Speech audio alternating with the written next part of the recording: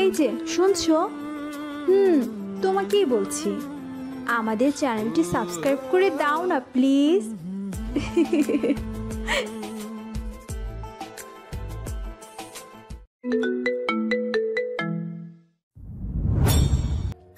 আমি আদিত্য ভাইকে বিয়ে করব না বাবা। ওনাকে স্বামী হিসেবে মেনে নেওয়া আমার পক্ষে সম্ভব নয়। তুমি ওনাদের নিষেধ করে দাও। উপরোক্ত কথাটা চিরকুটে লিখে মেধা বাসা থেকে বেরিয়ে গেছে। একরাশ অভিমান নিয়ে সারা দিন পেরিয়ে গেলেও সে বাসায় ফেরেনি।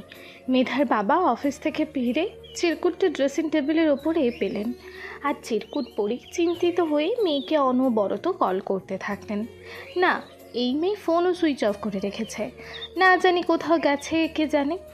এসব ভেবে উনি আর না দাঁড়িয়ে বেরিয়ে গেলেন মেধার মামাবাড়ির উদ্দেশ্যে। ওনার ধারণা মেধা সেখানেই গেছে, কারণ মন ভার হলে সে ছুটে চলে যায় মায়ের কাছে। ঘন্টার পর ঘন্টা বসে গল্প করে সময় কাটায় মায়ের শিয়রে বসে। আজও হয়তো সেখানে গিয়ে তাই করছে। বোধহয় কত শত নালিশও দায়ের করছে ওনার বিরুদ্ধে। এসব ভেবে মলিন মুখে হাসলেন রেজাউল হক। তখন কিছু একটা ভেবে উনি কল করলেন মেধার বড় মামার কাছে। মনটা মানছে না দেখেই নিশ্চিন্ত হতে মূলত কলটা করলেন। দুইবারের বেলা মেধার বড় মামা রহমান খান কলটা রিসিভ করলেন। কিছু জিজ্ঞাসা করার আগেই উনি বললেন, এসেছে।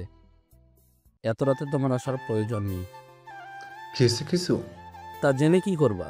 মেয়েটা বেশি খাচ্ছে বলেই তো বিয়ে দেওয়ার তোড়জোড় শুরু করেছো।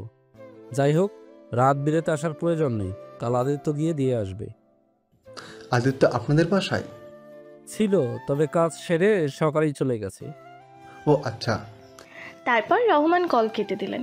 রেজাউল হক ফোনের দিকে তাকিয়ে হাসলেন। মেধার মা অর্থাৎ ওনার সহধর্মিণী মারা গেছে 17.5 বছর হতে চলল।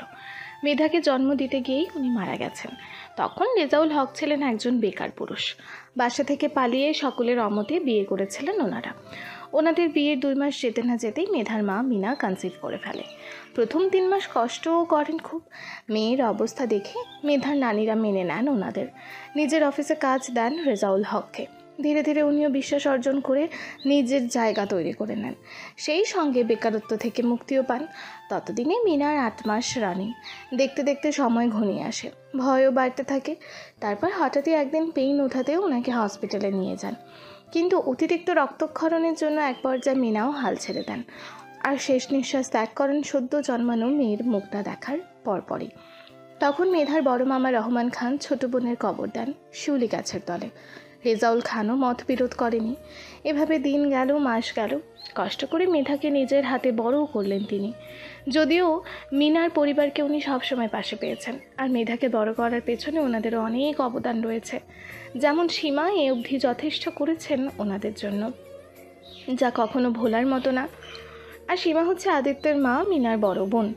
সীমা অনেক বড় মুখ করে আবদার করে বলেছে মেধাকে উনি কাজ ছাড়া করবেন না, তাই আদিত্যের বউ বানিয়ে নিয়ে যাবেন নিজের কাছে। কিন্তু এই কথা শুনেই মেধা বেঁকে বসেছে। তার কথা, আদিত্যকে সে বিয়ে করবে না, মানে করবে না। আদিত্য নাকি মানুষ না, সে একটা জীবন্ত রোবট, যার ব্যবহার নাকি রোবটের মতোই। মেয়ের এমন অভিযোগ শুনে নিজেও খুব বুঝিয়েছেন, তবু কাজ হয়নি। তার একই কথা, তাকে বিয়ে করবেই না। তারপর সকালে চিরকুট লিখে চলে এসেছে মামার বাড়িতে। যদিও উনিও চান না মেধার এখনই বিয়ে দিতে। মেয়েটা সদ্য এসএসসি পাস করে কলেজে উঠেছে। ওর চেনা জানার গণ্ডি বিস্তৃত করার এটাই মুখ্য সময়। কিন্তু কিছু করার নেই, সে বড় হয়েছে, অনেকের নজরেও পড়েছে। তাছাড়া ওর জন্যই প্রায় সময় অফিসের কাজ বসাতেও সারতে হয়। রাত দেরি হলে গেলে সীমা নয়তো অন্য কাউকে এসে থাকতে হয়। এত বড় বাসায় তাকে তো আর একা রাখাও চায় না। আর এখন ওনার নিজের অফিসও রয়েছে, মেহনত করে টাকা পয়সাও আয় করছেন। এত কষ্টের পর নিজের অফিসে গাফিলতি করলে চলে? এজন্য উনি সীমার প্রস্তাব নিয়েও খুব ভাবছেন। উনি অবগত সীমার কাছে মেধা খুবই ভালো থাকবে, আদরে থাকবে। আর আদিত্য ছেলে হিসেবে বেশ ভালো, যদিও ওর ব্যবহারে ভীষণ রুক্ষ, তারপরেও মনের দিক দিয়ে ওর ধারে কাছেও কেউ ঘেঁষতে পারবে না। আর ওকে জামাতা হিসেবে গ্রহণ করতে ওনার আপত্তি নেই। রহমান খানের কথা অমান্য করেই রেজাউল হক মেয়ের কাছে চলে আসলেন। তারপর গাড়ি পার্ক করে সোজা হাঁটা ধরলেন মেধার জন্য বরাদ্দকৃত রুমের দিকে। মেঘা তখন রুম থেকে বের হচ্ছিল, হাতে বড়ই, মুখেও আছে। গুঁড়ো মরিচ আর লবণ মিশিয়ে খাচ্ছিল সে। হঠাৎ বাবার মুখোমুখি হওয়াতে মুখের হাসিটা মিলিয়ে গেল তার। মনেও পড়ে গেল মামুনির বলা কথাগুলো। কর্ণকুহরে প্রতিধ্বনি হতে লাগলো অপ্রিয় মানুষটাকে চিরসঙ্গী বানানোর তিক্ত প্রস্তাব, যাকে সে সহ্যই করতে পারে না। পছন্দ তো দূর, আজ সকালেই যেমন দেখা হয়েছিল আদিত্যের সঙ্গে তার, কিন্তু আদিত্য ভালো মন্দ জিজ্ঞাসা না করে তাকে বলল, কলেজে নাকি এখানে কি?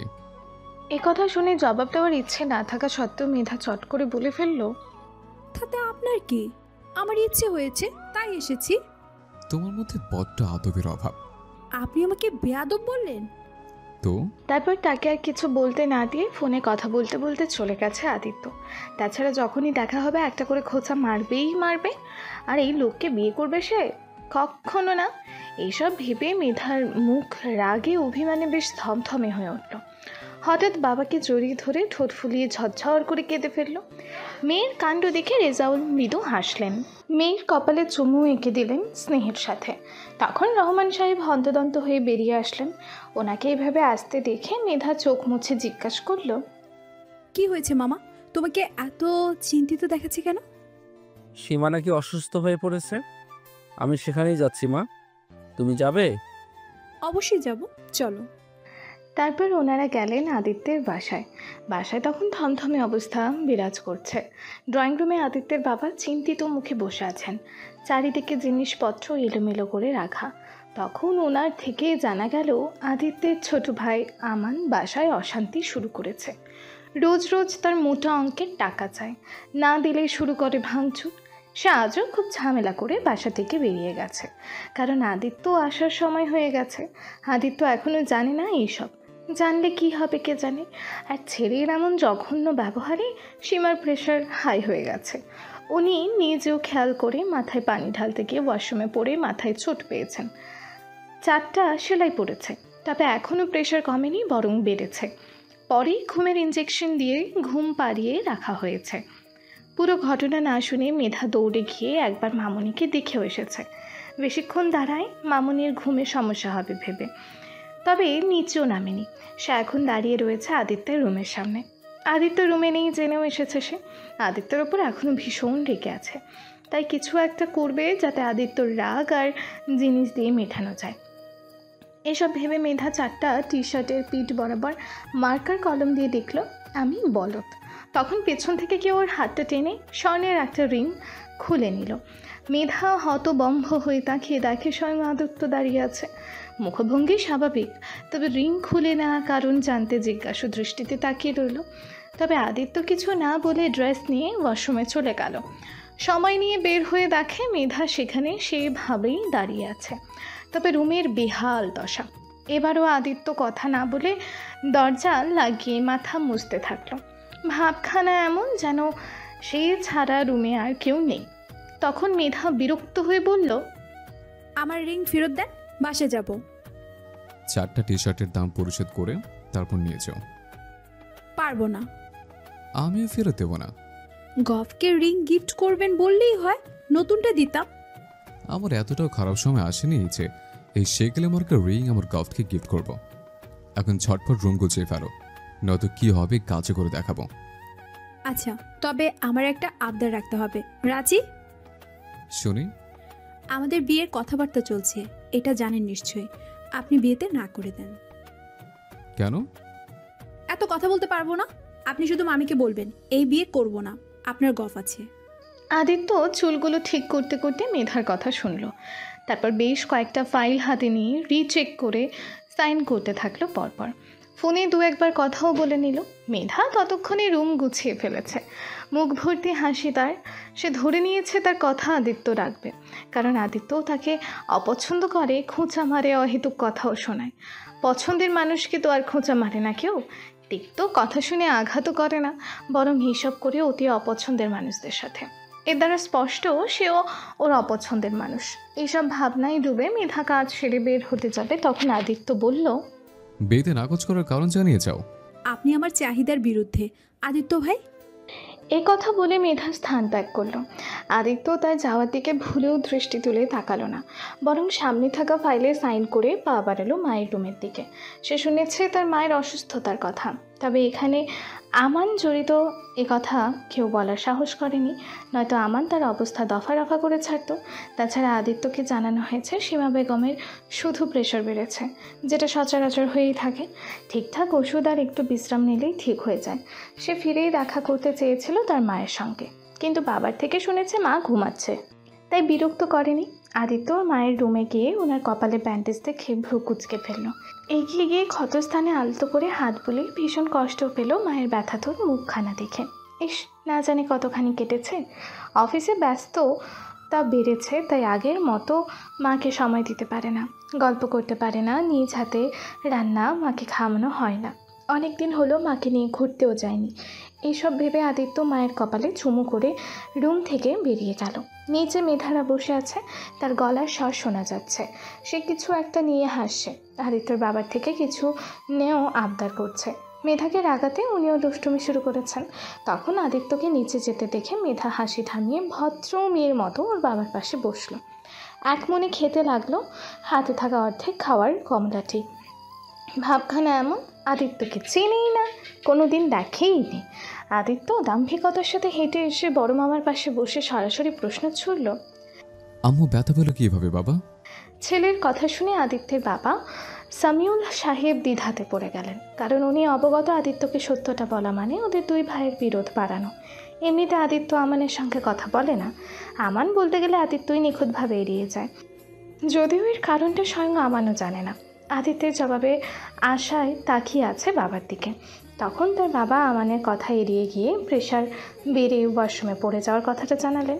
সব শুনে আদিত্য ঘড়িতে দৃষ্টি বুলিয়ে মেধার বাবাকে বলল, আঙ্কেল, আজকে রাতটা এখানে থেকে যান। এ কথা শুনে মেধা চট করে উঠে তার বাবার হাত ধরে টেনে উঠাতে লাগলো। বারবার বলতে লাগলো কালকে তার কলেজ যেতেই হবে, নয়তো সর্বনাশ হয়ে যাবে। মেয়ের চালাকি বুঝে রেজাউল হকও জানালেন আগামীকাল ওনার মিটিং আছে। তাছাড়া আজকে রাতে দুটো ফাইল রেডি করে রাখতে হবে। আজ থাকবেন না, আগামী কোনো একদিন এসে থাকবেন। ওনাদের কথা শুনে বড় মামা একসঙ্গে যাওয়ার জন্য উঠতে গেলে আদিত্য ওনাকে আরেকটু থেমে যেতে বলল। একটু পর নিজে গিয়েই না হয় দেখে আসবে।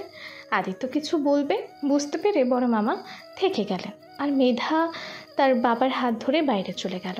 আদিত্যকে আজকাল অসহ্যই হয় না তার। আগে যতটুকু গ্রাহ্য করতো, বিয়ের প্রস্তাব শুনে আর সহ্য করতে পারে না। এর বিশেষ কারণও আছে। এই রোবট মানব তাকে কিছুক্ষণ আগে একটা মেসেজ করেছে। নিজেকে যতটা সুন্দরী ভাবো তা কিন্তু নয়। আর আদিত্য তোমাকে বিয়ে করার জন্য মরে যাচ্ছে না। এমন ধরনের মেসেজ দেখে মেধার রাগ সপ্তমাস মানে। তবু রাগ সামলে হাসি মুখে নিজেকে ধরে রেখেছে। নয়তো মন তো চাচ্ছিল আদিত্যর চুল টেনে ছিঁড়ে টাক করে দিতে, নয়তো খামচি দিয়ে দৌড়ে পালিয়ে আসতে। দম্ভ যেন তার সারে না। এই রোবট মানবের জীবনে কখনো প্রেম প্রণয় আসবে না। তাছাড়া তার মন আছে নাকি? থাকলেও কারো মন এতটা পাষাণ হয় না। তাছাড়া সে না জানে ভালোবাসতে, আর না পারে কারো ভালোবাসা গ্রহণ করতে। পারে শুধু অফিসের ফাইল দেখতে আর যার তার উপরে তদারকি করতে। তবে আজ অথবা কাল তার জমানো রাগ তুলবে। গাড়িতে বসে জানালার বাইরে তাকিয়ে এসব কিছু ভাবছিল মেধা। তখন গলা খাকারি শুনে মেধা দৃষ্টি সরিয়ে বাবার দিকে তাকালো। ওর বাবা মেয়ের দৃষ্টি আকর্ষণ করতে পেরে বললেন, 3 দিন বাদে আদিত্যর জন্মদিন। ছেলেটাকে জিজ্ঞাসা করেছিলাম সে কি নিবে আমার থেকে। সে বলেছে আমার সবচেয়ে প্রিয় জিনিসটা নেবে। ও দিয়ে দাও। সত্যি মা? হুম। আমার প্রিয় জিনিস তো তুমি মা। এ কথা শুনে মেধা তার বাবার দিকে বিস্ময় নিয়ে তাকিয়ে রইল। তবে আর একটা টু শব্দ করল না। সে সিটে হেলান দিয়ে চুপ করে বসে রইল। নেত্রজোড়া বন্ধ করে স্মরণ করলো সেদিনের ঘটনা। যদিও সেই ঘটনার প্রায় 2 বছর পেরিয়েও গেছে, তারপরেও সে ভুলতে পারে না। আদিত্যকে দেখলেই তার মনে পড়ে যায় সেই কথা। একটা মেয়ে আদিত্যকে খুব পছন্দ করত, ভালোবাসত, কিন্তু আদিত্য তাকে আপন করে ফিরিয়ে দিয়েছে। মেয়েটা দৌড়ে যেতে গিয়ে অ্যাক্সিডেন্ট করে এক পা হারায় তখনই। পরে একটা বছর পর একজন হৃদয়বান ব্যক্তি তাকে বিয়ে করে, সুন্দর একটা জীবন দান করেন তাকে। সেই মেয়েটির পর তাকে ভালোবাসায় মরিয়ে দেয়। সে কতটা সুখী তাকে দেখলেই বোঝা যায়। তার মধ্যে একটা খুঁত থাকলেও তার সঙ্গীর ভালোবাসা একদম নিখুঁত, নিঃস্বার্থ। আর এই ঘটনার সাক্ষী সে নিজে। সে থেকেই তার মনে হয় আদিত্য ভাই জীবন্ত রোবট। ভালোবাসা তোর জন্য নয়। পরের দিন সকালে মেধা কলেজের উদ্দেশ্যে বেরিয়েছে, কিন্তু মাঝপথে হঠাৎই মনে হলো মামুনির খোঁজ নেয়নি সে। এটা অন্যায়, কারণ সীমা তার আরেকজন মা, যিনি বিনা স্বার্থেই তাকে প্রচণ্ড ভালোবেসেছে। ছেলের রাগ মায়ের উপর দেখানো ঠিক হচ্ছে না, বরং তাকে মামুনির সঙ্গে সরাসরি কথা বলা উচিত, জানিয়ে দেওয়া উচিত আদিত্য ভাই হিসেবেই থাকুক, বর হিসেবে সে বড্ড বেমানান। এসব ভেবে ফোন বের করতে যাবে, তখন একটা গাড়ি তার সামনে এসে দাঁড়ালো। সে ভয় 2 পা পিছিয়েও গেল। আচানক এমন হওয়াতে ভীষণভাবে চমকে উঠেছে। তাছাড়া এত জায়গা থাকতে ওকেই মারতে আসছে নাকি এই গাড়িটার ড্রাইভার। তখন মেধা রেগে কিছু বলতে গিয়ে দেখে ড্রাইভিং সিটে আদিত্য বসে আছে। পূর্বের মতোই অবিচল তার মুখশ্রী, গম্ভীর চিরচেনা সেই দৃষ্টি। তবে এ সময় আদিত্যকে দেখে অবাক হলেও সে প্রকাশ না করে তেড়ে গেল গাড়ির দিকে। জানালার গ্লাসে টোকা দিয়ে রেগে চেঁচিয়ে বলল, আপনার সমস্যা কি বলবেন আমায়? উঠে এসো। কেন? পাল্টা প্রশ্ন না করে যা বলছি করো। আমি মরে গেল আপনার সঙ্গে যাব না। না না না, বেশি কথা বলবে না মেধা, জলদি এসো বলছে। পারবো না, আপনি যেখানে যাচ্ছেন যান। আদিত্য কথা না বাড়িয়ে নেমে মেধাকে টেনে গাড়িতে বসে দরজা লক করে দিল। মেধা চেঁচিয়েও লাভের লাভ কিছুই হলো না। তারপর আদিত্য ড্রাইভিং সিটে বসে চলল বাসার পথে। সীমা বেগমই আদেশ করেছে মেধাকে নিয়ে যাওয়ার। আর এই মেয়ে তো একটা তেঁদর, সহজ জিনিস বাঁকাভাবে গ্রহণ করা তার অভ্যাস। কিছুক্ষণ চুপ থেকে তখন আদিত্যই তাচ্ছিল্য ভরা কণ্ঠে বলল, আমি নয় চাহিদার বিরুদ্ধে, ইমরান চাহিদা মতো তো। মানে? ভালো সাজছ। ভাবতাম মিনিমাম লজ্জা বোধটুকু হয়তো তোমার আছে, কিন্তু না, তুমি তো চরম লেভেলে ফালতু। সে সঙ্গে মাথায় এটা গেঁথে নাও, আমি তোমাকে বিয়ে করার জন্য মরে যাচ্ছি না। তাই বিয়ে বিয়ে করে হয়তো বকা বন্ধ করো। তাছাড়াও তোমার নাটক দেখার সময় আমার নেই। আপনি আসলে জঘন্য একজন মানুষ আদিত্য ভাই। একথা শুনে আদিত্য দ্রুত গাড়ি সাইডে দাঁড় করিয়ে তড়িৎ গতিতে চেপে ধরল মেধার দুটো গাল। পূর্বে যত রাগ আছে উগড়ে দিতে আরও শক্ত করে ধরল চুলের বিনুনি। এই মুহূর্তে আদিত্যের চোখ বলছে অন্য কথা, আচরণে প্রকাশ ক্ষোভ। মেধা তাকে ধাক্কা দিয়েও সারাতে পারল না। চুলে গালে প্রচণ্ড ব্যথা পেয়ে আবেশে কেঁদে ফেলল। তখন তার অশ্রুফোঁটা ঝরে গিয়ে পড়ল আদিত্যর হাতে। আদিত্য সেটা দেখে গাল ছেড়ে পূর্বের ন্যায় দম্ভ ভরা কণ্ঠে বলল, প্রেমের ভূত মাথা থেকে নামাও, নয়তো। আমি ইমরানকে ভালোবাসবো, জড়িয়ে ধরবো, প্রয়োজনে চুমুও খাবো, তার বাচ্চার মাও হব। তাতে আপনার কি? হ্যাঁ, কোন অধিকারে বারবার এমন করেন আপনি? লজ্জা নেই আপনার? না নিজে কাউকে ভালোবাসতে পারেন, আর না কারো ভালোবাসাকে সম্মান করতে জানেন। আপনাকে সহ্য হয় না আমার, প্রচণ্ড ঘৃণা করি আপনাকে। মেধার এ কথা শুনে আদিত্য ঝটপট তার থেকে সরে এলো। তারপর গাড়ি স্টার্ট করে দ্রুত গতিতে ড্রাইভ করতে লাগলো। মিনিট 10 পরে বাসায় পৌঁছে কোনো দিকে না তাকিয়ে আদিত্য তার রুমে চলে গেল। মেধা চোখ মুছে নিজেকে সামলে তারপর ভেতরে প্রবেশ করলো। ড্রয়িং রুমেই বাকিরা উপস্থিত ছিলেন। আমান মেধাকে দেখে মাত্রই হেসে বলল, কিরে, তুই নাকি ইমরানের সঙ্গে প্রেম করছিস? তোমাকে কে বললো? ইমরানের মা লুবানার বিয়েতে ইনভাইট করতে এসে বলে গেল, আর আদিত্য ভাইয়ার থেকে তোর বাবার নাম্বার নিয়ে গেল, বোধহয় প্রস্তাব পাঠাবে তাই। এই কথা শুনে মেধা ব্যাগটা সোফায় ছুঁড়ে বেরিয়ে গেল। সীমা বেগম ডাকলেও শুনল না। আমান হাসতে হাসতে সোফায় পড়ে গেল। আজ ইমরানের খবর আছে। বাঘিনীটা এতদিন শান্ত থাকলেও আজকে রেগে গেছে। এবার খেলাটা জমবে। আর ইমরান হচ্ছে আমানের বন্ধু। সে অনেক আগে থেকে মেধাকে ভীষণ পছন্দ করে, কয়েকবার প্রপোজও করেছে। আদিত্য ধুমকি শুনে এই বাসায় না আসলেও মেধার জন্য কলেজের পাশে দাঁড়িয়ে লুকিয়ে থাকে। তবে ওর উপহারটা ঠিকই পৌঁছে যায় মেধার কাছে। আর মেধা সেটা নিয়ে পথ শিশুদের দেয়, কখনো বা বান্ধবীদের দেয়। একবার আদিত্য এইসব শুনে মেধাকে বলেছিল ইমরানকে মামা ডাকতে। দুষ্টু মেধাও ইমরানকে যেখানে দেখে মামা মামা করে মুখে ফেনা তুলে ফেলে। আর মামা ডাক শোনার ভয়ে ইমরানও লুকিয়ে থাকে। মেধাকে ওভাবে বেরিয়ে যেতে দেখে সীমা বেগম পিছু ছুটছিলেন। অনেক কষ্টে মেধাকে জোর করে টেনে বসাতে ফিরিয়ে আনলেন। তারপর অনেক কষ্টে বুঝিয়ে শান্ত করলেন তাকে। তারপর ঠিক করা হলো আজ বাসায় পিকনিক করা হবে। মেধাও সায় দিল তাতে। পিকনিকের আয়োজন করা হলো বাগানে।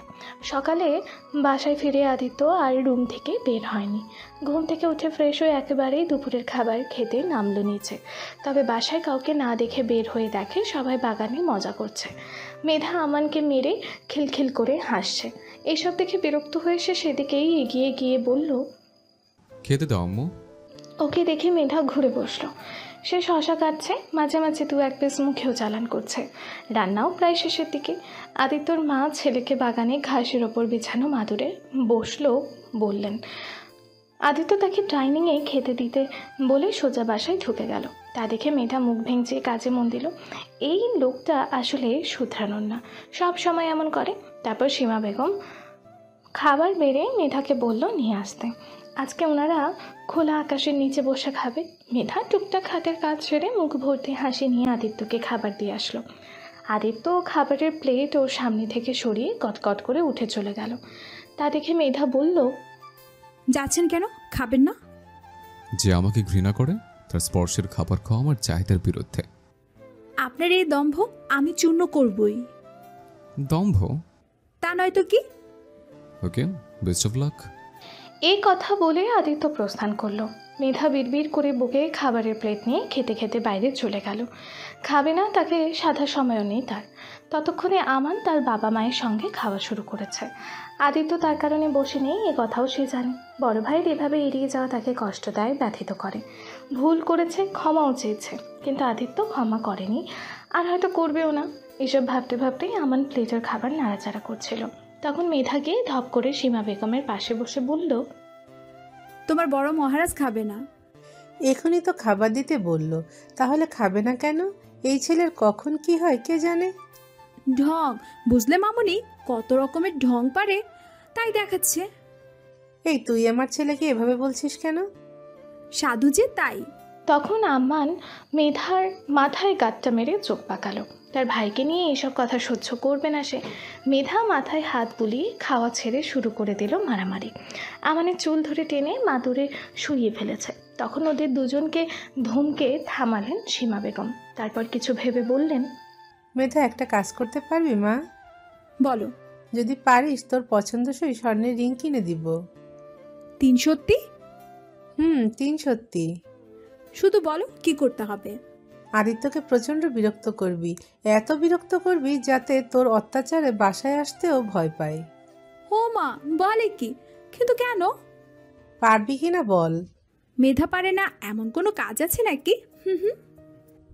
তাও ঠিক। আর শোন, তোর বাবা জরুরি কাজে বাইরের দেশে যাবেন বলছিল, তোর জন্য যেতে পারছে না। এক কাজ কর, তুই আমার বাসায় চলে আয়। এতে আদিত্যকেও বিরক্ত করা হবে, আর তোর বাবা চিন্তামুক্ত হয়ে কাজটা সেরে আসতে পারবে। বাবা কতদিনের জন্য যাবে? আমাকে তো কিছুই বলনি।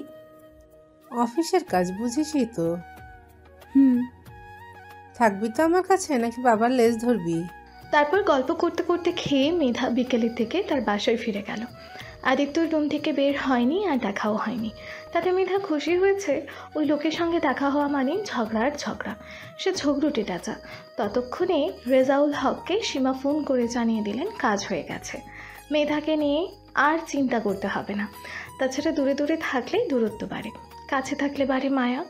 এখন মায়ার টানিয়ে যদি আটকা পড়ে দুজন, তাতেই তো খেলা। মেধার রাজি হওয়ার কথা শুনে রেজাউল হক স্বস্তির নিঃশ্বাস ছাড়লেন। সত্যি সত্যি বাইরে যাওয়া খুব প্রয়োজন, শুধু মেধার জন্য পারছিলেন না। প্রায় সময় দেশের বাইরে গেলে মেধাকে সঙ্গে নিয়ে যান তিনি। পরে উনি কাজে ডুবে থাকেন, আর মেয়েটা বোরিং হয়ে মন ভার করে বসে থাকে। এর চেয়ে সীমার কাছে থাকলেই ভালো থাকবে, আর উনিও নিশ্চিন্তে থাকবে। এদিকে মাথা ভর্তি দুষ্ট বুদ্ধি আমদানি করে কাপড়ের ব্যাগও গুছিয়ে নিল মেধা। তারপর পছন্দসই উপন্যাসের বই নিয়ে শুয়ে শুয়ে পড়তে লাগলো। আর উপন্যাসটাও ছিল কাজিন রিলেটেড গল্প। প্রথমের দিকে পড়তে মন না বসলে পরে একটু একটু করে ডুবে যেতে লাগলো উপন্যাসের রসে। সমস্ত ধ্যান জ্ঞান দিয়ে সে পড়তে লাগলো উপন্যাসের বইটি। ঠোঁটের কোণে ফুটে উঠল দুষ্টু হাসি। অনেক সময় নিয়েই উপন্যাসটা পড়ে শেষ করলো মেধা। তারপর মিটিমিটি হেসে মনে মনেই বলল, তোমাকে মারতে বিষ প্রয়োগ করবো না অপ্রিয় মানুষ। শুধু প্রেম তৃষ্ণায় কাতর করে তোমার নিষ্ঠুর হৃদয় ছড়িয়ে দিব প্রেমের জীবাণু। সেটা যন্ত্রণায় ছটফটিয়ে মরবে সর্বক্ষণ। কথা বলে মেধার চোখ জোড়া বন্ধ করে পুনরায় বলল, প্রয়োজনে তোমাকে পুরাতে গিয়ে আমিও পড়ব, তবু এই শেষ দেখেই ছাড়বো, মিলিয়ে নিও। এইসব ভাবতে ভাবতে সে ধীরে ধীরে তলিয়ে গেল ঘুম রাজ্যে।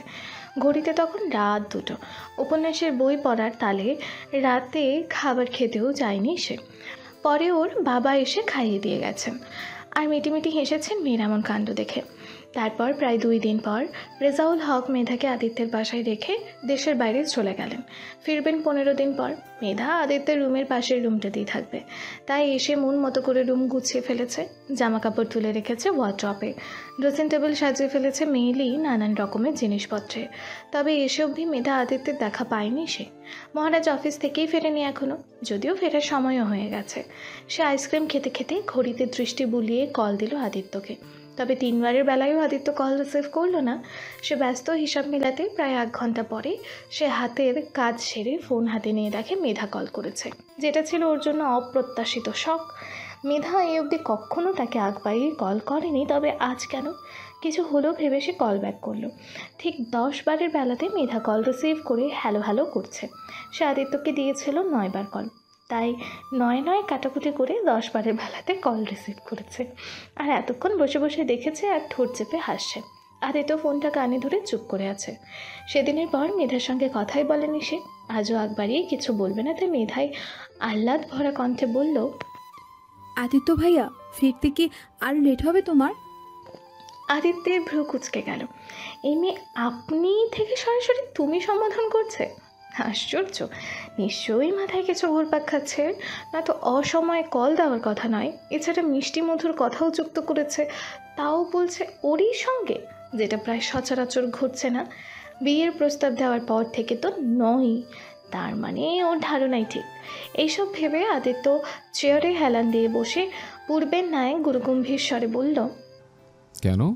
আসার সময় আমার জন্য 4টা আইসক্রিম এনো, আমি তোমাদের বাসাতেই আছি, আর তোমার জন্য কিছু বানিয়ে রাখবো, খাবে? না ধন্যবাদ। শরীর ঠিক আছে তো তোমার? তা দুপুরে খেয়েছিলে তো? যা বলার ঝেড়ে কাশো, হয়তো কাহিনী করো না। এভাবে কেন বলছো আদিত্য ভাই?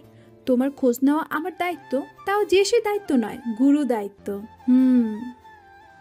এক থাপ্পড়ে সব দাঁত ফেলে দেব। আসছে গুরু দায়িত্ব দেখাতে, ফাজল কোথাকার। এই কথা বলে আদিত্যই কল কেটে দিল। তারও বুঝতে বাকি নেই মেধা তাকে রাগিয়ে মজা নিচ্ছে। ওদিকে মেধাও হাসতে হাসতে মেঝেতে বসে পড়েছে। পাশে বসে সীমা বেগমও মৃদু স্বরে হাসছেন। এর 1.5 ঘন্টা পরে আদিত্য বাসা ফিরল, হাতে শপিং ব্যাগ। সে সেটা সেন্টার টেবিলে রেখে সিঁড়ি বেয়ে উপরে উঠতে গেলে আদিত্যের মা বললেন, ব্যাগে কি আদিত্য? আইসক্রিম। তুই তো আমার জন্য আইসক্রিম আনিস না, তবে আজ আনলি যে? তোমার ঠান্ডার সমস্যা তাই আগে জানতাম না, আজও আনিনি। তোমার ঠান্ডার সমস্যা তাই আগে আনতাম না, আজও আনিনি। আমার জন্য না হলে কার জন্য এনেছিস? মেধাও তো নেই। তবে নেই মানে? আঙ্কেল না আসা অবধি না ওর এখানে থাকার কথা? কিছুক্ষণ আগে বায়না ধরলো এখানে নাকি ভালো লাগছে না, মামার বাসায় যাবে, তাই আমান গিয়ে রেখে আসলো। তুমি যেতে দিলে কেন? সে কারো কথা শোনে? আদিত্য আর কথা না বাড়িয়ে ঘুরে হাঁটা ধরল, মুখে বিরক্তির ছাপ স্পষ্ট। আইসক্রিম আনতে বলে সেই চলে গেছে, মানে হয় এইসবে। তারপর আদিত্য রুমে গিয়ে শর্ট খুলে ঘুরতে কেউ একজন শরবত ভর্তি গ্লাস এগিয়ে দিল তার দিকে।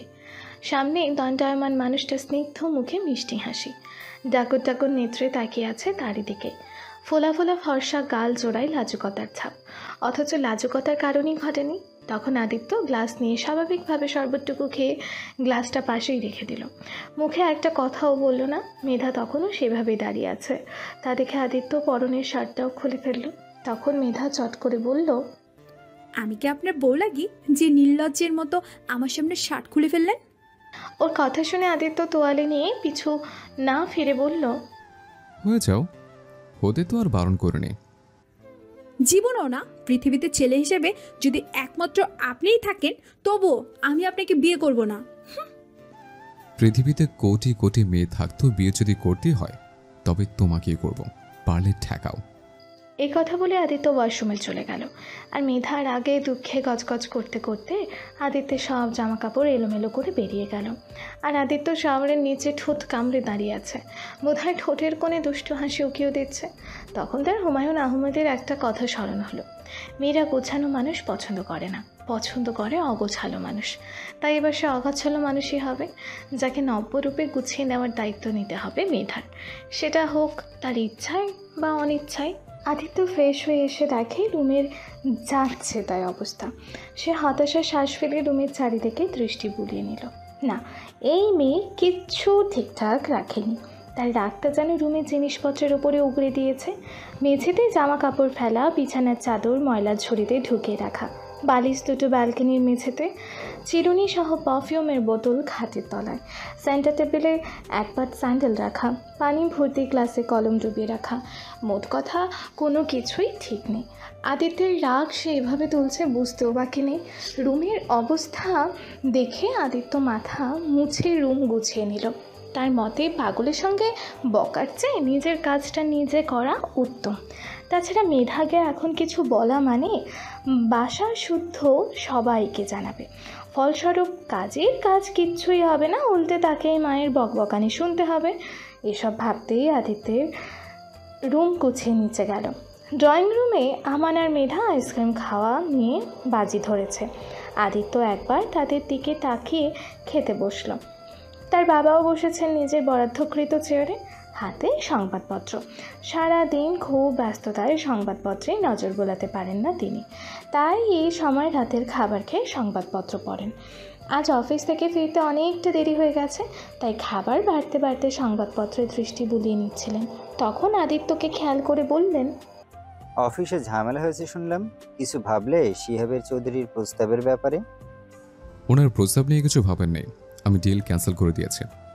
ওনার মেয়ে মিমি সত্যি রূপে গুণে মার্শাল্লাহ, সময় তো আছেই, আরেকবার না হয় ভাবো। হোক সে রূপে গুণে স্বয়ংসম্পূর্ণ, তবুও এত ভাবার ফুরসত আমার নেই। রেজাউলের কি অবস্থা? ফোন দিয়েছিল তোমাকে? মেধা আশেপাশে আছে, এই ব্যাপারে কথা না বলি বাবা। সে যদি জানে আঙ্কেল চিকিৎসার জন্য বাইরে গেছে, তখন খুব ঝামেলা করবে, তাকে সামলানো মুশকিল হয়ে যেতে পারে। আর আমি ফোন দিয়েছিলাম, সব ঠিকঠাক আছে। কতদিন তার থেকে সত্যিটা লুকিয়ে রাখবে? একদিন না একদিন সে সব জানবেই, তখন? পরের কথা পরে বাবা। এইসব নিয়ে কথা বলতে বলতে সীমা বেগম তরকারি নিয়ে আসলেন। বউকে, মেধা আর আমানকেও খেতে আসতে তাড়া দিলেন। ওরা দুজনে আইসক্রিমের বাটি ফ্রিজে রেখে খেতে আসলো। পাশাপাশি চেয়ারে বসে ফিসফিস করে কী সব বলে যাচ্ছে দুজন। আদিত্য নিজের খাওয়াতে মগ্ন। তখন মেধা চট করে উঠে দাঁড়িয়ে আদিত্যের প্লেটে খাবার তুলে দিতে দিতে বলল, আদিত্য ভাই, আপনার মুখটা এত শুকনো লাগছে কেন? খাওয়া দাওয়া ঠিক মতো করছেন না, এটা ঠিক হচ্ছে না। দেখি দেখি, আমি খাবার দিচ্ছি সবটা, কিন্তু খেতে হবে বলে দিচ্ছি। আজ কোনো বারণই শুনবো না আমি। এ কথা বলে মেধা ঝটপট আদিত্যের প্লেটে খাবার তুলে দিতে থাকলো। আদিত্য তখনও ভ্রুকুচকে তার দিকে তাকিয়ে আছে। একসাথে এত খাবার খায় না আদিত্য, আর রাতে তো নয়।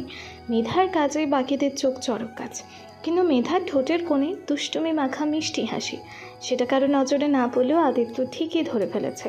তখন আদিত্য খুব সুন্দর করে বলল, ধন্যবাদ আমার প্রতি এত খেয়াল রাখার জন্য, তবে আরেকটু উপকার করলে খুবই উপকৃত হতাম আমি। তখন মেধা আদিত্যের কথা শুনে কথকথ হয়ে বলল, সমস্যা নেই ভাইয়া, কি করতে হবে বলুন, আমি করে দিচ্ছি। খাওয়ার আগে গ্যাস্ট্রিকের ওষুধ খাওয়া দরকার আমার, কিন্তু ভুলে গেছে। এখন আমার মনে পড়ছে জরুরি মেল পাঠানো বাকি। তুমি এক কাজ করো, খাবারটা আমার রুমে দিয়ে এসো। খাবার নষ্ট করার ধান্দা? তোমার চোখের সামনেই সব খাবার ফিনিশ করবো আমি। আচ্ছা। এ কথা বলে আদিত্য উপরে চলে গেল। বাকিরা এখনও চোখ বড় বড় করেই তাকিয়ে আছে। ওনারা ভেবেছিলেন আদিত্য রেগে যাবে, নতুবা খাবার ছেড়ে উঠে যাবে, কিন্তু না, ওনাদের ধারণা মিথ্যা প্রমাণ করেই আদিত্য উল্টো কাজটা করলো। তবে মেধার কপালে দুঃখ নাচছে তা নিশ্চিত। চতুর আদিত্য তাকে ফাঁসাতেই বোধহয় রুমে নিয়ে যাচ্ছে, আর বোকা মেধা চিন্তা না করে চলে যাচ্ছে পিছু পিছু। আদিত্যর বাবা মাও একে অপরের দিকে তাকাতাকি করে খাওয়াতে মন দিলেন, যেন কিছু বোঝেননি তারা। ততক্ষণে মেধাও খাবার নিয়ে উপরে চলে গেছেন। আমানও আর না খেয়ে চলে যেতে যেতে বলল তার 20,000 টাকা লাগবে, আগামীকাল বন্ধুদের সঙ্গে চলে যাবে। আদিত্যের বাবা মা কেউই টু শব্দ করলেন না। এখন কিছু বললেই আমান চেঁচামেচি শুরু করবে। আদিত্য বাসায় আছে, এই ভুল করা যাবে না। তারপর ওনারা নিশ্চুপ থেকেই খেয়ে রুমে চলে গেলেন।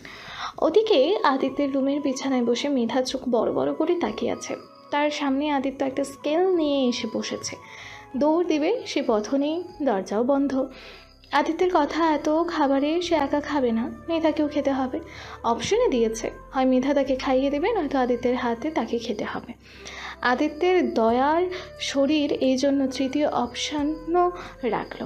যদি কোনোটাতেই মেধা রাজি না হয়, তবে স্কেল দিয়ে মার খাবে, যতক্ষণ না আদিত্যের মন ভরবে ততক্ষণ। এহেন প্রস্তাবে মেধা হতবাক হয়ে তাকিয়ে আছে। মেধা তখন করুণ কণ্ঠে বলল, আমার ভীষণ শরীর খারাপ করছে আদিত্য ভাই। আমারও। তাহলে কাউকে খেতে হবে না, চলুন নিচে যাই। তুমি না বললে আমার মুখ শুকিয়ে গেছে, এই খাবারগুলো খেতেই হবে? তাছাড়া খাবার নষ্ট করে কি ভালো? আমি মিথ্যে বলেছি, আর কোনোদিনও বলবোও না। হুম, তুমি ঠিকই বলেছ, আমি শুকিয়ে গেছি। আসলে অভাবে আছি, তাই আর কি। অভাবে আছেন? তাও আবার আপনি? মানুষ কি শুধু অর্থের অভাবই হয়? একথা বলে আদিত্য মেধার মুখে খাবার তুলে দিল। মেধা আদিত্যের হাতে স্কেল দেখে ভদ্রভাবে মুখে খাবার নিয়ে বসে রইল। বাম হাতে স্কেল নাড়াচ্ছে আর হাসছে আদিত্য, তবে ওর হাসি ঠোঁটের কোণেই লুকায়িত। সে বুঝে গেছে মুক্ত শব্দ সবার জন্য প্রযোজ্য নয়। তার জলজান্ত প্রমাণ মেধা। একে যত ছাড় দিয়ে রাখবে মেধা তত উঠতে থাকবে, এতে লাভের লাভ কিছুই না। তখন মেধা খাবারটুকু গিলে আগ্রহ ভরা স্বরে বলল, আপনি সত্যি অভাবে আছেন আদিত্য ভাই? বিশ্বাস হচ্ছে না? আপনি শান্তভাবে কথা বলতে পারেন, তাও আবার আমার সঙ্গে? এটা তো বিশ্বাস হচ্ছে না আমার। মেধার কথা শুনে আদিত্য মুচকি হাসল। এতে মেধা বিস্ময় নিয়ে তাকিয়ে রইল। স্বপ্নেও ভেবে হাতে চিমটি কেটে দেখল সব সত্যি। তবে আদিত্য কিসের অভাবে আছে জানতে তার মন ব্যাকুল হয়ে উঠল। অপ্রিয় মানুষটা অভাব সম্পর্কে জানতে চায় সে। অর্থের অভাব ছাড়া আর কিসের অভাবে ভুগছে আদিত্য? মুখ্য কথা, আদিত্যের মতো ছেলের কাছেও অভাব আসে? এইসব ভেবে ব্যতিব্যস্ত হয়ে জিজ্ঞাসা করে ফেলল, বললেন না তো কিসের অভাব আপনার? বললে কি হবে শুনি? জানি না, আমি শুনতে চাই আদিত্য ভাই। যদি না বলি? কেন বলবেন না শুনি? বললে সমাধান খুঁজে দেবে? এবার বলুন, আপনার কিসের অভাব? আমার বউয়ের অভাব। বউয়ের প্রয়োজন বোধ করলেই একটা ছেলে শুকিয়ে যায়। এখন যেমন আমি শুকিয়ে আমচোর হয়ে যাচ্ছে। আদিত্য মজা করে বলেও মেধা সেটা মজা হিসেবে ধরল না, বরং সে কঠিনভাবে জবাব দিল, আপনার এই রূপ আমি মানতে পারছি না আদিত্য ভাই। আপনি কিছুতেই আদিত্য ভাই হতেই পারেন না। আমি যে আদিত্য ভাইকে চিনি তার মুখে এমন ধরনের কথা মানায় না। যে ভালোবাসতে জানে না আর না পারে কারো ভালোবাসাকে সম্মান করতে, আর ভালোবাসা ছাড়া একটা মেয়ে বউ হতে চায় না, কখনোই না, কোনো দিনও না। আপনি শুকিয়ে শুটকি মাছ হয়ে গেলেও আপনার এই অভাবটা পূরণ করা হবে না। আপনি আগে ভালোবাসতে শিখুন, ভালোবাসার মর্ম বুঝুন, তারপর না হয় বইয়ের প্রত্যাশা করবেন।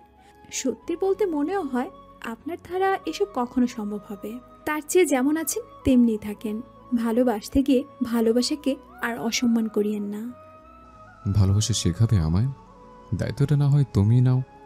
প্রশ্নই আসে না। কেন? আমার ভালোবাসা অপাত্রে দান করার ইচ্ছে আমার নেই। এই কথা বলে উঠতে গেলে আদিত্য তার হাত ধরে ফেলল। সজোরে এক টানে তার দিকে ঘুরিয়ে চোখে চোখ রেখে অদ্ভুত স্বরে বলল, আজ এই মুহূর্ত থেকে শুধুমাত্র তোমার কাছে আমি এক অন্য আদিত্য, যে আদিত্যের আগমন তোমার জন্য। তবে হ্যাঁ, কথা দিচ্ছি, যতক্ষণ আর নিচে এসে স্বীকার করবে তুমি ভুল, আমার প্রতি করো তোমার ধারণাও ভুল, ততক্ষণ অবধি না আমি তোমাকে চিনব, জানবো। স্মরণে রাখা তো দূর। মেয়ে, তুমি অনেক বলে ফেলেছ, এখন এই রুম থেকে বের হও, নয়তো ধাক্কা দিয়ে বের করতে বাধ্য হব। অসভ্যের মতো ব্যবহার করছেন কেন আদিত্য ভাই? আর আমি তো মরে যাচ্ছি না আপনার রুমে থাকার জন্য। এ কথা শেষ করতে না করতেই আদিত্য মেধার গালে থাপ্পড় বসিয়ে দিল। রাগে তার মুখটা থমথম করছে। এই মেয়েটা যখন কথা বলে কথার লাগাম টানে না, উচিত ও অনুচিতের ধার ধারে না। এতদিন ছোট ভেবে কিছু না বললেও এখন সহ্য করা যাচ্ছে না। সদ্য কলেজের গণ্ডিতে পা দিয়েছে সে, অথচ এমনভাবে কথা বলে যেন ভালোবাসা নিয়ে পিএইচডি কমপ্লিট করে ফেলেছে। গতদিনে ভেবেছিল মেধার সঙ্গে সুসম্পর্ক গড়ে তুলবে, সময় দেবে, কিন্তু না, এই মেয়ে সমস্ত ধারণা বদলে দিয়েছে। সে পুনরায় প্রমাণ করেছে সে সোজা চলার পথিক নয়। তাকে যত সোজাভাবে বোঝাতে যাবে সে ততই উল্টো বুঝে সমস্যার সৃষ্টি করবে। আদিত্য নিজেও বুঝে গেছে এভাবে কাজ হবে না। মেধা তখনও গালে হাত দিয়ে অবাক দৃষ্টিতে তাকিয়ে আছে। গালটা ঝুলে যাচ্ছে বোধহয়, শরীরের সর্বশক্তি দিয়ে মেরেছে। তাছাড়া এতদিন কারণে অকারণে তর্ক করলে আদিত্য ধমক দিয়েছে, অথচ আজ তাকে ছলো ছলো নয়নে তাকিয়ে থাকতে দেখে আদিত্যর রাগ বেড়ে গেল। সে আরেকটা মারতে এগিয়ে গেলে মেধা দুপা পিছিয়ে গেল, অতঃপর ঠোঁট ফুলিয়ে কাঁদতে কাঁদতে প্রস্থান করলো। মেধা যাওয়ার পরপরই আদিত্য প্লেট রেখে বিছানায় শুয়ে পড়ল। তার মেজাজ ভীষণ খারাপ। অন্যরা কাজিনদের সঙ্গে কত মজা করে, ঘুরতে যায়, কত কি আবদারও করে, অথচ এই মেয়ে। এই সব ভেবে আদিত্য চোখের ওপর একটা হাত রেখে ভাবতে লাগলো 2 বছর আগের কথা, যে ঘটনার সূত্রপাত ধরে তার আর মেধার সম্পর্ক তিক্ত হয়েছে। সৌমি নামের একটা মেয়ে তাকে প্রচণ্ড ভালোবাসত। অনেকবার তাকে ভালোবাসার কথা নিজেই এসে বলেছে, কিন্তু যতবার প্রণয়ের দাবি দিয়ে এসেছে আদিত্য ততবারই ফিরিয়ে দিয়েছে। যদিও ফিরিয়ে দেওয়ার মুখ্য কারণও আছে। তার কারণ হচ্ছে সৌমি হিন্দু ধর্মের। তাছাড়া আদিত্যের চাচা সারাফাত একই ভুল করে নিজের প্রাণ হারিয়েছে। সারাফাত যাকে ভালোবাসত তার বাসায় থেকে বলা হয়েছিল সে নিজে গিয়ে প্রস্তাব দিলে মেয়েটি বাসা থেকে সবাই তাদের মেনে নেবে। সারাফাত সরল মনে সেখানে গিয়েও ছিল, তবে প্রাণ নিয়ে আর ফেরেনি। সে মেয়েটিকেও দেখাতে দূর, তারও আর সন্ধান পাওয়া যায়নি। সেই একই ভুল জেনে শুনে কীভাবে করতো সে। যদিও সৌমি মুসলিম ধর্ম গ্রহণের প্রস্তাবও দিয়েছিল। এক কথায় সে আদিত্যের জন্য সব করতে রাজি ছিল, কিন্তু আদিত্যই তাকে মেনে নিতে পারেনি। আর মানলেও তাদের পরিণতি সুখকর হতো না, হয়ও না। শেষবার যখন সৌমি তার সঙ্গে দেখা করতে এসেছিল সেদিন তার পায়ে ধরে কেঁদেও ছিল, বারবার বলেছিল তাকে গ্রহণ করতে, কিন্তু সে বরাবরই ওর মন সায় না দিলে কিচ্ছু করে না। সেদিনও করেনি। নীরবতা দেখে সৌমি উত্তরটা বুঝে নিয়েছিল। তারপর সেখান থেকে ফেরার পথে অসতর্কতায় অ্যাক্সিডেন্টে পা হারায় সৌমি। এই অবস্থায় দিন কাটতে থাকে তার। সৌমির মাসির ছেলে ওকে খুব ভালোবাসত, তবে সে বলার সাহস করতে পারেনি। আর সৌমির এই অবস্থা তার ভালোবাসা হারিয়েও যায়নি। পরে ছেলেটা নিজেই বাসায় জানায়, আর 2 পরিবারের সবাই মিলে তাদের বিয়ের ব্যবস্থাও করে। আর সৌমির বিয়ের দিন আদিত্য বিনা দাওয়াতে সেখানে গিয়েছিল, দেখা করে কথাও বলে এসেছিল। সিঁদুর পরানোর আগ মুহূর্তে সেখানে আদিত্যকে দেখে সৌমির ঠোঁটে ফুটেছিল মিষ্টি হাসি, মুখশ্রী জুড়ে ফুটে উঠেছিল চাপা খুশি। যখন দেখলো তার ধারণা ভুল, তখন সৌমি নিশ্চুপ হয়ে তার দিকে তাকিয়েছিল, আর তার সেই চাহনিতে ছিল অসংখ্য অভিযোগ, অভিমান। সৌমির এমন চাহনি থেকে আদিত্য মুচকি হেসে বলেছিল, যা হয় ভালোর জন্যই হয়, জীবনকে আরেকবার সুযোগ দাও। স্বাগতকে ভালো রেখো আর নিজেও ভালো থাকো। আসলে যা হয় তা ভালোর জন্যই হয় আদিত্য। পঙ্গু হয়ে আমার ভালোই ঠিক কোথায় হলো বলো তো আমায়? মন প্রাণ দিয়ে ভালোবেসে হারানোর ব্যথার প্রতিনিয়ত ছটপট করছি, এতেও ভালো আছে? তোমাকে দেখে আমার হৃদয়ের ক্ষতটা দ্বিগুণ হয়ে গেছে। আমার বেঁচে থাকাটাও বৃথা মনে হচ্ছে। ভীষণ কষ্ট হচ্ছে আমার, বুঝছো তুমি? এখানে ভালো খুঁজে পাচ্ছ আদিত্য? অন্যের বোঝা হয়ে হুইল চেয়ারে বাকি জীবনটা পার করতে হবে, তবুও বলবে যা হচ্ছে ভালো হচ্ছে। সেই ভালোটা আমি কেন দেখছি না? কেনই বা সেই ভালোতে আমি সন্তুষ্ট হতে পারছি না? এর জবাব আমি নই, সময় দিবে। তুমি সত্যি খুব পাষাণ আদিত্য। তোমার মন বলে কিছুই নেই। মন আছে, তবে নিজের আয়ত্ত নেই। মানে ভালোবাসো কাউকে? প্রচণ্ড। তবে সে বোঝে না আমাকে, চায়ও না। যে তোমাকে চিরসখা করার সুযোগ পেয়ে অবহেলা করছে, তার মতো বোকা বোধ হয় পৃথিবীতে আর কেউ নেই। অথচ সে বোকা পাখিটাকে আমি ভীষণ ভালোবাসি। যাকে ভালোবাসি তার মুখে অন্যকে ভালোবাসার কথা শুনেও যে এত কষ্ট, আজ বুঝলাম। এখানে এসেছি এটুকু জানাতে যে তোমাকে কষ্ট দিয়েছে, সে নিজেও ভালো নেই। তোমার মতোই পড়ছে প্রণয় অনলে। তার হৃদয়খানাও কারো না কারোর জন্য ক্ষত বিক্ষত, তার ভেতরও রক্তাক্ত কারো কথার তীরে। এসব ভেবেই না হয় সান্ত্বনা দিও নিজেকে। এ কথা বলে আদিত্য চলে এসেছিল, আর সৌমি লাজ লজ্জা ভুলে হাওমাও করে চিৎকার করে ওর নাম ধরে কেঁদেছিল। আর ওকে এভাবে কাঁদতে দেখে স্বাগত মনে মনে বলেছিল, এটাই হোক তোমার শেষ কান্না। আমি একবার নয় আরো বহুবার কাঁদব তোমায়, তবে সেটা হবে আনাবিল সুখে। তারপর প্রায় 1 বছর পর সৌমির সঙ্গে দেখা হয়েছিল ওর। লাল পেরে শাড়ি, সিঁথি ভর্তি সিঁদুর আর শাখা পলা পরিহিত সৌমিকে অন্যরকম লাগছিল দেখতে। তাকে দেখে সৌমি মুখ ভর্তি হাসি নিয়ে কুশল বিনিময় করেছিল। একটা সুখ তার দুয়ারে হানা দেওয়ার গল্প শুনিয়েছিল। স্বাগতের সঙ্গে সে ভালো আছে, সুখেও আছে। তাকে ভালো থাকতে দেখে ওর ভালো লাগছিল। আর এই ঘটনার শুরু মেধা জানলেও শেষটা জানে না। তাই ভেবে আদিত্য কারো ভালোবাসাকে সম্মান করতে জানে না, আর যে ভালোবাসাকে সম্মান করে না সে ভালোবাসা পাওয়ারও যোগ্য না। এইসব ভাবতে ভাবতে আদিত্যের চোখ জোড়া ঘুমে বুঝে এসেছে। সে একরাশ মন নিয়ে তলিয়ে গেছে ঘুমোরাজ্যে। পরের দিন সকালে মেধা খুব সকালে ঘুম থেকে উঠল। রাতের কথা স্মরণ হতেই পুনরায় মন খারাপ হয়ে গেল ওর। প্রচণ্ড কান্না করার ফলে চোখের পাতা ভারী হয়ে আছে। সে উঠে এক পা করে বাইরে এলো। তখন তার দৃষ্টি গেল বাগানে ফুটে থাকা গোলাপের দিকে। কি সুন্দর লাগছে ফুলগুলো। সে মন খারাপের হেতু ভুলে এগিয়ে গেল ফুলগুলো ছুঁয়ে দেখতে। আলতো স্পর্শে ছুঁয়ে দেখল, তারপর কি মনে করে প্রতিটা গাছের গোড়ায় পানি দিতে লাগলো। তার জানা মতে এই গাছগুলো আমানের আনা আর লাগিয়েছেও বোধহয় সেই। ওই নিষ্ঠুর মানবের পক্ষে ফুল গাছ লাগানো সম্ভব না। ফুল হচ্ছে পবিত্র জিনিস, যত্নে আগলে রেখে ভালোবাসার জিনিস। আর যার হৃদয়ে ভালোবাসার ছিটা ফোটাও নেই, সে আর কীভাবে কি। এসব ভাবতে ভাবতে মেধা সব গাছে পানি দিয়ে ভেতরে চলে গেল। আদিত্যের মা উঠে রান্নাঘরে রান্না করছে। মেধা সময় নিয়ে বাবার সঙ্গে কথা বলে কল কাটতেই ফোনটা হঠাৎ হাত থেকে পড়ে গেল।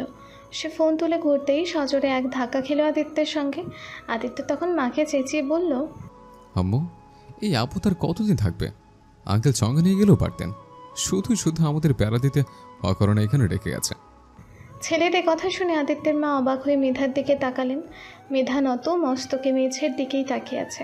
অপমানে তার গাল বেয়ে গড়িয়ে যাচ্ছে অজস্র নোনা জল। তখন উনি আদিত্যকে কিছু বলার আগে আদিত্য বলল, থাকছে ভালো কথা, ফ্রিতে থাকা খাওয়ার বদলে তোমার কাছে হাত লাগালেও তো পারে। আদিত্য, মেয়েটাকে এভাবে বকছিস কেন? ওর বাবা এসব শুনলে কি ভাববে? যাই চয় ভাবুক, তাতে আমার কিচ্ছু যায় আসে না। তুমি বলে দাও, এখানে থাকতে হলে কাজ করে খেতে হবে, নতুবা ফিরে যাক তার বাসায়। আদিত্যের কথা শুনে মেধা সত্যি সত্যি তার ব্যাকপ্যাক নিয়ে বেরিয়ে এলো। আদিত্য দেখেও না দেখার ভান করে ফোন স্ক্রল করছে। তাছাড়া আজ শুক্রবার, কোথাও যাওয়ার প্ল্যান নেই তার। মেধাকে ব্যাগ নিয়ে দাঁড়িয়ে থাকতে দেখে পুনরায় আদিত্যই বলল, লজ্জা থাকলেই বাসার মুখ হবে, লজ্জা থাকলেই বাসার মুখ হবে না। তোমাকে দেখলে আমার ঘৃণা হচ্ছে, যাও বের হও। আদিত্যের তিক্ত কথা শুনে মেধা ফুপিয়ে কাঁদতে লাগলো। সে কখনো কারো কাছে এত অপমানিত হয়নি, কেউ তার সামনে এভাবে কথাও বলেনি। অথচ গতকাল রাত থেকে আদিত্য তার সঙ্গে যা ইচ্ছে তাই ব্যবহার করছে। একটা বারও ভাবছে না কষ্ট পাচ্ছে কি না। তাছাড়া খারাপ এমন কি বলেছে? সে যা করেছে তাই তো বলছে। সে করতে পারলে তার বলতে বাধা কিসের? সমীর কথা এবং বর্তমান অবস্থা না জানলে আলাদা কথা, কিন্তু জেনে বুঝে কীভাবে চুপ থাকবে? সমীর রূপে গুণে কোনো কিছুতেই কম ছিল না, বরং নজর কারা সুন্দরী ছিল। তাহলে তাকে কেন মেনে নিল না আদিত্য? এমন তো না সে কখনোই বিয়ে করবে না, বাচ্চা ফোটাবে না, সবই করবে, তবে আজ অথবা কাল। এছাড়া সমীর ঘটনা না জানতো সেটাও হতো ভিন্ন কথা, কিন্তু জেনে বুঝে চোখের দেখাকে কীভাবে ভুল ভাববে? মেধাকে কাঁদতে দেখে আদিত্যের মেজাজ আরও চড়া হলো। সে প্রচণ্ড বিরক্ত হয়ে তাকিয়ে রইল মেধার দিকে। একদিনের তিক্ত আচরণে ওর বেহাল দশা। তাহলে এতদিন যে ওর সামনে এমন করে এসেছে তার বেলা, সে কথাও একটা পড়েছিল চোখের পানি মেয়েদের মোক্ষম অস্ত্র। এটা দিয়ে তারা তাদের প্রেমিক পুরুষকে কাবু করতে ওস্তাদ। পরিস্থিতি যেমনই হোক, যখনই দেখে প্রেমিক পুরুষটা সামান্য ব্যাপারে কাঁদতে পারে না, নিজের কষ্টটাও ব্যাখ্যা করতে পারে না, অমনি অস্ত্রের ব্যবহার করে ওরা। এর জলজান্ত প্রমাণ মেধা।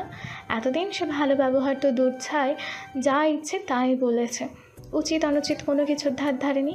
অথচ গত রাত থেকে এই অবধি একটু চড়া কথা বলতে কেঁদে কেটে একাকার অবস্থা। এই না হলো মেয়ে মানুষ? এসব ভেবে সে মেধার কান্নারত মুখের দিকে তাকিয়ে মিটিমিটি হাসল। তবে সেই হাসি তার ঠোঁটের কোণেই রয়ে গেল। এইটুকু সময়ে মেয়েটার নাক, চোখ, মুখ লাল বর্ণ করে ফেলেছে। ক্ষণে ক্ষণে ফ্যাচ ফ্যাচ করে নাকও টানছে, যেন তাকে মারধর করা হয়েছে। সামান্য এ কথার ভার নিতে পারছে না, অথচ নিজের বলে কত বড় বড় কথা। তখন তার স্মরণে থাকে না যাকে বলছে তার খারাপ লাগছে কিনা, কষ্ট পাচ্ছে কিনা।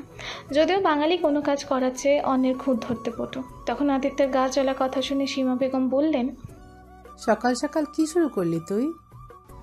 আমি কিছু করিনি, যা করার ওই মেয়েটা করেছে। এই কথা শুনে মেধা ছটপট ওর কাপড়ের ব্যাগ হাতে বেরিয়ে এলো। বিনা বাক্যে বাইরে যেতে যেতে শুনতে পেল, যাচ্ছে যাক, খবরদার আটকেবে না ওকে। ওর বাবা নেই দেশে, কোথায় যাবে মেয়েটা? আমি কি জানি। আদিত্য, মার খেতে না চাইলে এখনই সরি বল মেধাকে। দারুণ জোকস। এ কথা বলে আদিত্য ওর রুমে চলে গেল। মেধা ব্যাগ হাতে গেটের বাইরে এসে দাঁড়িয়ে আছে। একবার পেছনে ঘুরেও দেখলো না, কেউ আসছে না এইদিকে। সে রাগের বশে চলে যাচ্ছে, অথচ তাকে কেউ বারণ করছে না, আটকাচ্ছেও না। এটা কোনো কথা? মামুনি আটকাবে বলেই তো ভাব দেখিয়ে বেরিয়ে পড়েছে। সঙ্গে টাকাও তো নেই। টাকা থাকলে না হয় মামার বাসায় যাওয়া যেত। মেধা নখ কামড়াতে কামড়াতে এসব ভাবছিল, তখন আমান জগিং করে ফিরছিল। ওকে এখানে দাঁড়িয়ে থাকতে দেখে জিজ্ঞেস করলো, কি হয়েছে? মেধা পুনরায় কেঁদে কেটে আদিত্যের কথাগুলো বলল। এসব শুনে আমান জোর করে তাকে বাসায় ধরে নিয়ে গেল, আর এমন ভাব করলো যেন সে এই বাসায় আসতেই চায় না, শুধু আমানই তাকে জোর করে এনেছে। আমান ওকে বসতে বলে রুমে গেল ফ্রেশ হতে। মেধা কয়েক সেকেন্ড বসে এক এক করে গেল রান্নাঘরের দিকে, তারপর মুখটা ফুলে মামুনের দিকে তাকিয়ে রইল, যেন তার সমস্ত অভিমান ওনার প্রতি। ওর উপস্থিতি বুঝতে পেরে সীমা বেগম ছটপট পরোটা ভাজতে ভাজতে বললেন, যাসনি এখনো? তুমিও চলে যেতে বলছো? তুই আসলেই বোকা, তা জানিস? আমি আবার কি করলাম? আদিত্যকে জ্বালানোর দায়িত্ব দিয়েছিলাম তোকে, অথচ তোকে দিয়ে সত্যি কিছু হবে না। তোমার গুণধর ছেলের খোঁচা মারার কথা শুনে রাগ সংবরণ করতে পারি না। এমন এমন কথা বলে গা পিত্তি চলে যায়। দাঁড়াও, বাবা ফিরুক আর কখনো তোমাদের বাসায় আসবো না, যতদিন না তোমার ছেলে সরি বলে নিয়ে আসবে। হ্যাঁ রে মা, বিয়ের পরেও কি সামান্য কথায় তোরা এভাবেই খোঁচাখুচি করবি? হ্যাঁ, খোঁচাখুচি না, খুনাখুনি করব। তোমার তেরা ছেলে দফা রফা করে দিব, দেখে নিও। তবে কি ধরে নিব? আদিত্যকে বিয়ে করতে তুই রাজি? না মানে খুনাখুনি করার জন্য হলেও বিয়েটা করা উচিত। তাকে বলে দিও আমি বিয়েতে না না না মানে না। কি না করছিস? হ্যাঁ কি না তাই বল। না, একটুও না, এক বিন্দুও না। একথা বলে মেধা গম গম শব্দ তুলে সিঁড়ি বেয়ে উপরে চলে গেল। সীমা বেগম ভ্রু কুচকে উঁকি মেরে দেখে আদিত্য এসে চেয়ারে বসেছে, হয়তো নাস্তা সেরে কোথাও যাবে। উনি মূল কাহিনী বুঝে দীর্ঘশ্বাস ছাড়লেন। দুজনকে রাজি করাতে না জানি কতকাল কেটে যায়। উনি এইসব চিন্তা বাদ দিয়ে নাস্তা দিলেন আদিত্যকে। আমান একেবারে রেডি হয়ে টাকা নিয়ে বেরিয়ে গেল। সে যাচ্ছে বন্ধুদের সঙ্গে ট্যুরে, কবে ফিরবে তা বলতে পারছে না। আমান বেরিয়ে যাওয়ার সঙ্গে সঙ্গেই বড় মামা সেখানে উপস্থিত হলেন। সীমা বেগমের ডাকে বড় মামা সহ মেধাও এসে বসলো নাস্তার টেবিলে। খেতে খেতেই মামা জানালেন ওনার মেয়ের সুচির বিয়ের দিনকাল ঠিক হয়েছে, আর সুচির মায়ের খুবই ইচ্ছা গ্রামের বাড়িতে মেয়ের বিয়ে দেওয়ার, তাও গ্রাম্য প্রথায়। ছেলেপক্ষ সহ সুচিরও মত আছে এতে। এসব নিয়ে মামা কথা শেষ করে আদিত্যকে বললেন দুপুরে পরপরই বেরিয়ে পড়তে। আদিত্য যাবে শুনে মেধা ওর খাওয়া থামিয়ে আর চোখে আদিত্যের দিকে তাকালো। অধীর আগ্রহে তাকিয়ে আছে আদিত্যের না শোনার অপেক্ষায়, কিন্তু তাকে অবাক করে দিয়ে আদিত্য বলল, 4টায় বের হলে সুবিধা হতো, কিছু কাজ বাকি আছে আমার। ছেলের কথা শুনে আদিত্যর মা চায়ের কাপে চুমুক দিয়ে বললেন, তাহলে আমি এখনই তোমার মামার সঙ্গে যাচ্ছি। তুমি আর মেধা তোমার বাবাকে চাবি দিয়ে ধীরে সুস্থে এসো। সীমা বেগমের এই কথা শুনে মেধা লাফিয়ে উঠল। একবার মামনি তো আরেকবার আদিত্যের দিকে তাকে করুণ গলায় বলল তাকেও সঙ্গে নিতে, কিন্তু তাতে কোনো রাজিই হলো না, বরং আদিত্যকে দুপুরের খাবার গুছিয়ে দেওয়ার তাগদা দিলেন সীমা বেগম। মেধা জ্ঞান জ্ঞান করে পিছু পিছু ঘুরলেও শোনেন না তিনি। সীমা বেগম ওর কথা পাত্তা না দিয়ে হাতের কাছে ছেড়ে ব্যাগ গুছিয়ে নিয়ে বেরিয়ে গেলেন, বলে গেলেন আদিত্যের সঙ্গে যেতে। উনি যাওয়ার পর মেধা মুখ বেজার করে বসে রইল। আদিত্যও নেই, মহারাজ গান্ডে পিণ্ডে গেলে কোথায় যেন বের হয়ে গেছে। তখন স্মরণ হলো মামনি দুপুরে রান্না করে যায়নি, অর্থাৎ তাকে ঝটপট কিছু করতে হবে। সে রান্নাঘরে গিয়ে দাঁড়াতে না দাঁড়াতেই ফোনে রিংটন বেজে উঠল। আদিত্যের কল দেখে মুখ ভেঙচে কল ধরে বলল, বলুন। রান্নার প্রয়োজন নেই, আমি খাবার নিয়ে আসবো। চুপচাপ টিভি দেখো, নয়তো ঘুম দাও। আর পণ্ডিত করে কিছু করতে গেলে খবর আছে, বলে দিলাম। কি খবর শুনি? এ কথার জবাবে আদিত্যের পাশ থেকে কেউ একজন কণ্ঠে দুষ্টুমি ঠেলে গিয়ে উঠল, তুমি আমি তুমি, উথাল পাথাল প্রেম, দরজা বন্ধ জানালা বন্ধ, জমিয়ে দেব প্রেম। আদিত্যকে পাঠিয়ে দিচ্ছি, প্রেম জমিয়ে ফেলো মেধা, এই সুযোগ। আদিত্যের বন্ধু শামীমের বলা কথা শুনে মেধা চোখ বড় বড় করে ফেলল। বোধহয় কেউ শামীমের মুখটা চেপে ধরেছে। শব্দ ছাড়া কিছুই শোনা গেল না। অতঃপর কলটা আপনা আপনি কেটে গেল। তখন মেধা কান থেকে ফোন সরিয়ে বলল, ওই মাগুর মাছের সঙ্গে প্রেম জমানোর চেয়ে ফিট খেয়ে স্মৃতি হারিয়ে ফেলে উত্তম। সে নাকি করবে প্রেম, যত সব আজাইরা ঢং। তখন দুপুর 1টা। গ্রীষ্মের দুপুরে বাইরে কড়া রোদ। মেধা গোসল সেরে ভেজা চুল মেলে দিয়ে নিশ্চিন্তে ঘুমাচ্ছে। ঠিক পূর্বের মতোই এলোমেলো ঘুমানো স্টাইল, না আছে মাথার নিচে বালিশ আর না আছে পোশাকের স্ত্রী। আদিত্যের সঙ্গে কথা বলার পরেই গোসল সেরে নুডলস রান্না করে খেয়েছে। সারাটা দিন টুকটুক করে কিছু না কিছু খাওয়া তার অভ্যাস। একেবারে বেশি কিছুও খাবে না, অল্প অল্প করে একের পর একে চলবে। মেধা নুডলস খেয়ে কিছুক্ষণ টিভি দেখে পুরো বাসা চক্কর দিয়েছে। আমানের রুম তালা দেওয়া, সে নিজেই তালা দিয়ে গেছে। মামনের রুমে উকি দিতে ভুলল না সে। অতঃপর আদিত্য রুমে ঢুকে বিছানায় 3 থেকে 4 বার গড়াগড়ি দিয়ে তার স্মরণ হয়েছে এটা তার শত্রুর বিছানা। আর শত্রুর রাতে বিছানায় হিসু করে দেওয়ার বদ অভ্যাস থাকলেও থাকতে পারে।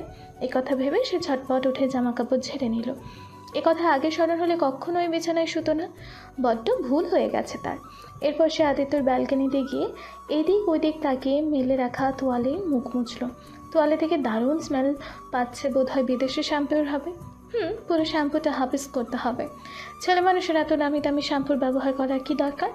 তাদের জন্য 2 টাকার মিনি প্যাকগুলোই যথেষ্ট। সেখানে কিছুক্ষণ দাঁড়িয়ে এসব ভেবে পুনরায় রুমে আসলো। ড্রেসিং টেবিলের সামনে আদিত্যের প্রয়োজনীয় জিনিসগুলো সাজিয়ে রাখা। সে এক এক করে 12টা হাত ঘড়ি পেল। সুন্দর ঘড়িগুলো একসাথে 5টা পরে হাত নাচা করে রেখে দিল। না, চুরির মতো সুন্দর দেখাচ্ছে না। তারপর আদিত্যের অতি পছন্দের পারফিউমগুলো থেকে একটা নিয়ে নিজের শরীরে দিল। জেন্টস হলেও স্মেল দারুণ। তাছাড়া সে তো বাইরে যাচ্ছে না, মনের খোরাক মেটাতে রুমেই থাকছে। অতঃপর সে সেখান থেকে বেরিয়ে নিজের রুমে গিয়ে মুখে ক্রিম মেখে চোখে গাঢ় করে কাজল দিল। তারপর টকটকে লাল রঙের লিপস্টিক ঠোঁটে দিয়ে কি মনে করে ঘষে মুছেও ফেলল। হাতে কাজ নেই, বাসাও ফাঁকা। একবার ভাবলো ছাদ থেকে ঘুরে আসবে, যেইভাবে সেই কাজ, কিন্তু দরজা খুলতে গিয়ে দেখে দরজা বাইরে থেকে লক করা। আদিত্যের কাজ বুঝতে বাকি নেই তার। দরজা ধরে কিছুক্ষণ টানাটানি করে না পেরে আদিত্যকে মন খুলে গালিও দিল। তারপর জানালার পাশে বসে পথচারীদের যাতায়াত দেখলো। একটা সময় অলসতা ভর করলো তার মাঝে। সে শুয়ে শুয়ে আকাশ দেখতে লাগলো। আকাশ নিয়ে আবোল তাবোল গানও গাইলো, যে গানের আগা মাথা কিছুই নেই আর না আছে সুর।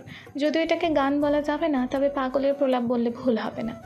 গান থামিয়ে সে আকাশ কুসুম ভাবতে ভাবতে ঘুমিয়ে গেল।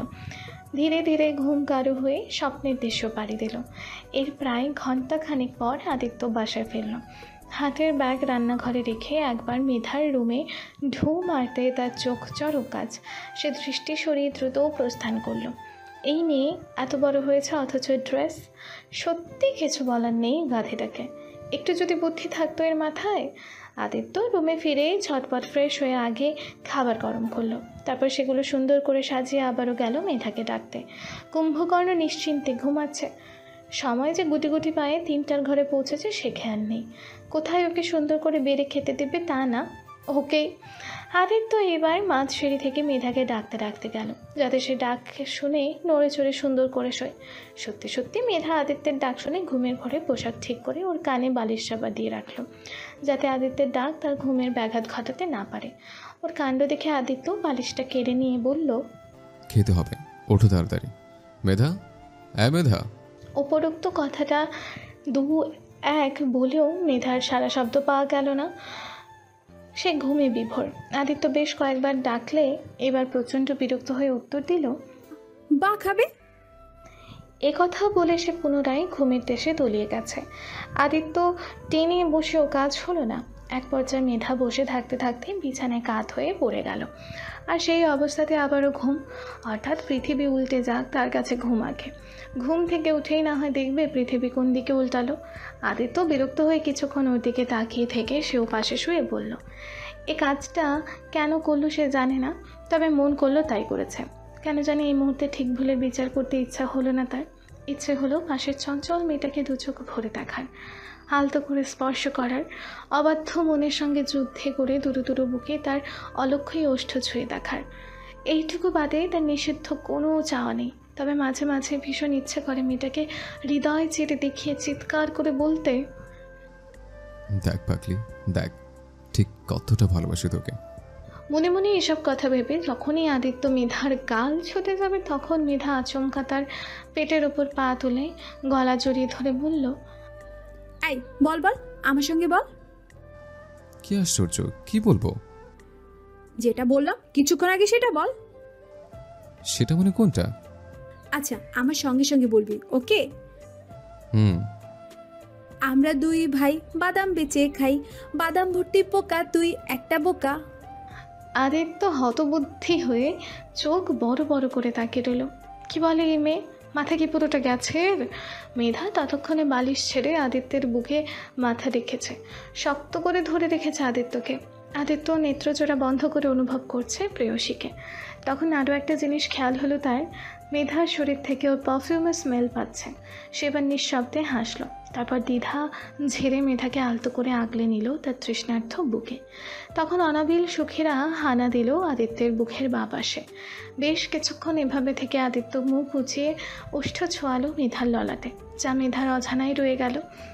এক পর্যায়ে আদিত্য কিছু ভেবে আস্তে করে মেধাকে সরিয়ে দিয়ে উঠে পড়ল। এই মেয়ে উঠে গেলে কেলেঙ্কারি ঘটে যাবে। এমনিতে অহেতুক অভিযোগের তীর ছড়ে তার দিকে। এখন এমন অবস্থায় দেখলে ধর্ষকের অপবাদ দিতে একটুও কৃপণতা করবে না। এসব ভেবে সে আরও একবার ঘড়িতে চোখ বুলিয়ে নিল, 4টা বাজতে 20 মিনিট বাকি। আর সে আর না দাঁড়িয়ে নিচে গিয়ে খেয়ে রুমে গেল রেডি হতে। তখন বিকাল 6:30। সূর্য ডুবে ঘন আধারে ডুবে যাচ্ছে চারিপাশ। মুক্ত পাখিগুলো ফিরে গেছে আপন নীড়ে। দিনের আলোর অনুপস্থিতিতে কৃত্রিম আলো সেজে উঠেছে রাস্তাঘাট।